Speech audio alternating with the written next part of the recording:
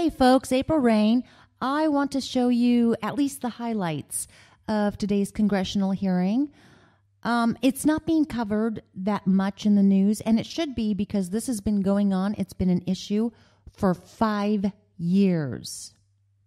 And they are just now, they being Wells Fargo, they're just now getting around to apologizing and kind of, sort of, but I get the feeling not really remedying the situation.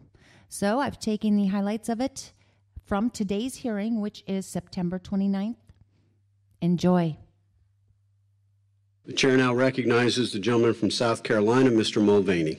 I don't know. I can't tell you how disappointed I am to even have to be here today as one of the many members of this committee who every single day in here defend the banking system. To sit here and have to watch you essentially validate everything that the other side has said about you and your business and your industry, I don't know, for the last 3 or 4 generations, is extraordinarily disappointing to me. And the damage that you have done to the market, to your industry, far exceed the damage that you've done to your own business. But again, there's nothing I can do about that. I want to ask you, I think, just one question. You can learn a lot about an enterprise, about an organization, by looking at the leader, and that the organization will take on the personality of the leader. The place that you ran, Mr. Stumpf, and I don't know that much about Wells. I knew a little bit about Covey and Wells, First Union, because of where I grew up. I mean, y'all were rotten. Y'all targeted black churches. I'm not going to defend that. That doesn't even deserve defense. I'm going to ask you one question. Does this organization reflect you? Everything that we're talking about here today, including what I just read, which I won't read again, happened since CFPB and Dodd-Frank. It happened after we supposedly fixed all of this with regulation. The chair now recognizes the gentleman from Colorado, Mr. Perlmutter.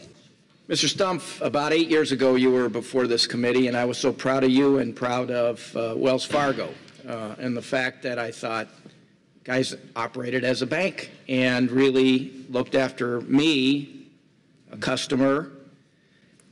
The culture is what I want to talk about, because that really is you and it is your board of directors. Right. We came in with $800 billion to save the banking system when it was collapsing. Sales organization, retail sales, stores. I never, ever in my life referred to my branch bank in Applewood, Colorado as a store. You take people's money, you safeguard it, and you lend it out to people who may need it for interest. And to get in, this is where Mr. Green was going with the products. I don't know how many products you got. I looked at my account.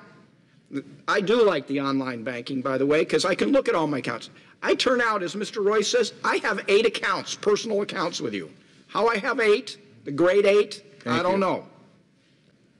So talk to me about why you're calling these things stores. Yeah. Why you use words like retail sales and cross-selling. You're a bank.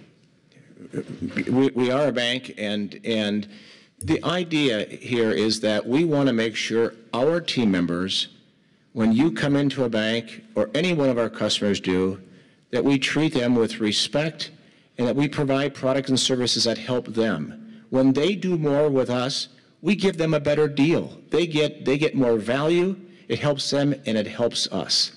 And whether we call them a store or a branch or a location, it's in the hearts and minds of our people who are inside there. So, and I'll accept that.